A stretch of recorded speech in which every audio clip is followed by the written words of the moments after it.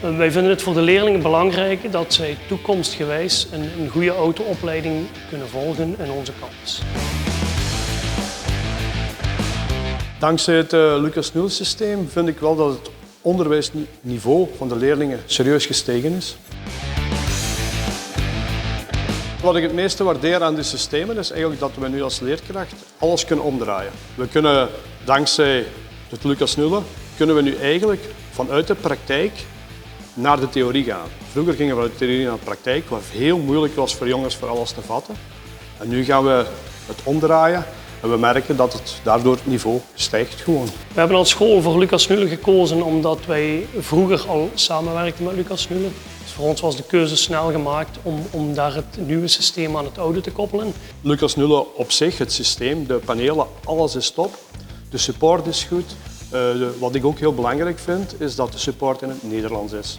Dus bij Lucas Nul kun je perfect in het Nederlands communiceren over alles. Lucas Nul is van in het begin eigenlijk mee betrokken geweest in het hele proces.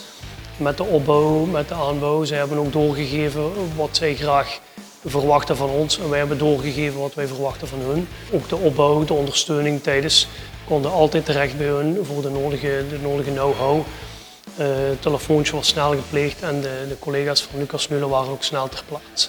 De levering is eigenlijk al bij al prima verlopen. De mensen van Lucas Nul gaan zeer professioneel om.